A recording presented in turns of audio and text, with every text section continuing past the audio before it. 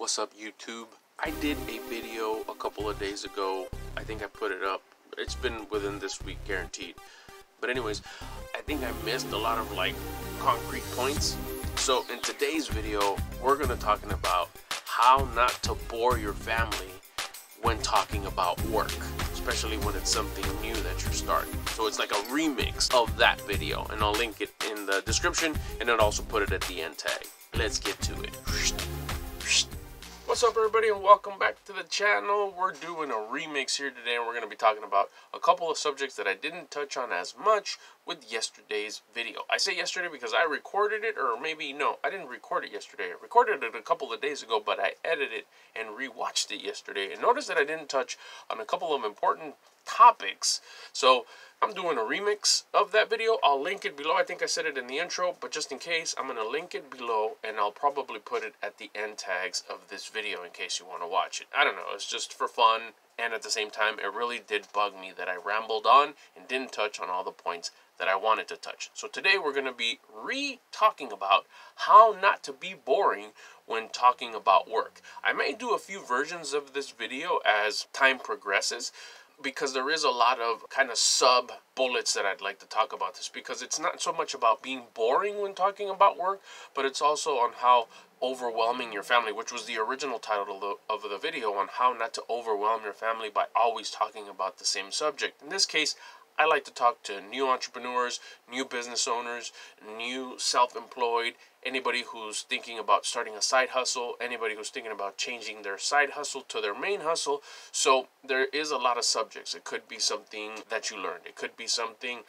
a new project that you're trying, a new method that you're trying, a mentor that you picked up, a new set of videos that you're watching, a new concept. This is all new stuff, and it could be not only with work, but it could also be with your all other three pillars of life too: health, love, happiness. You know, you learned how to communicate better with your friends, or how to hang out more, how to be more interactive with your friends, how to make a slight adjustment on the type of food that you intake and how it changes your life, really.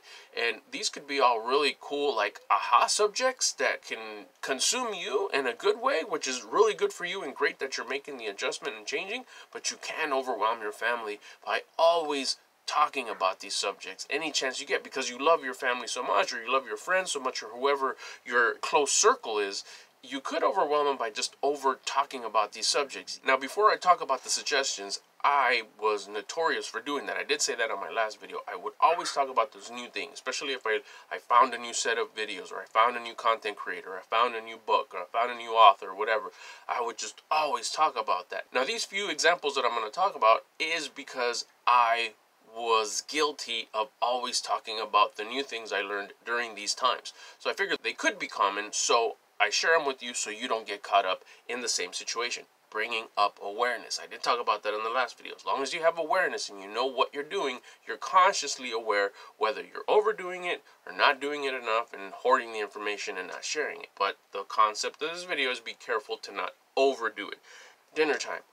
Anything that would come out of my mouth was something new. So be careful. When it's dinner time, be conscious on how much information you're putting out about that new thing you learned. If you walk by someone's room, don't share the second chapter. Be careful. That's another time where you'd want to share something so good. Car rides, going to the store, going to run errands, going to the post office, visiting family, come with me to go put gas. People are going to start dreading going on car rides with you if all you talk about is that new video you saw from Mr. Albert Lopez.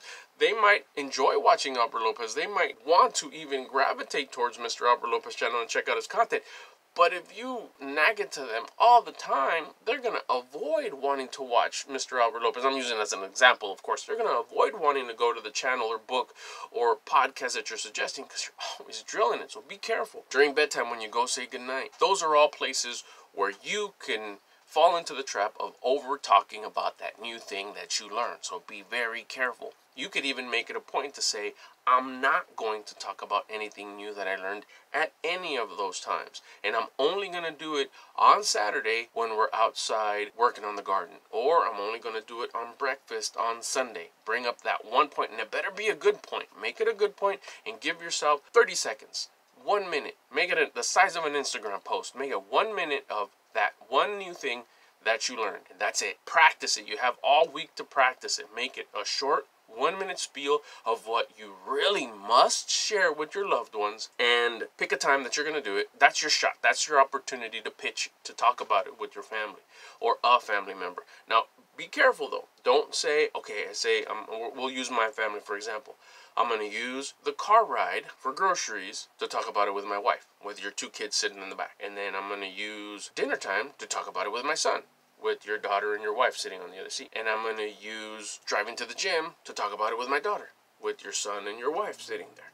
You see what I'm saying? You're cheating yourself and saying, okay, I'm taking individual times to talk to each one of them, but in reality, you're giving all of them a dose of that new thing that you learned. So be careful. Either you're going to do it separate or you're going to do it all together. My suggestion would be is pick a time where everybody's together and they all get a spoonful of that new thing that you learned, and then that's it. Something that's worked out for me is to just flat out say, you know what, I'm going to pick a time, and I've chose Sunday morning breakfast where I'm going to spill on you guys something cool and something neat that I feel that is really cool for me, and I want to share it with you guys. And I promise that I'm not going to talk about anything about that subject the rest of the week. I'm not going to tell you what I'm reading. I'm not going to tell you what I'm watching. I'm not going to tell you what I'm listening to.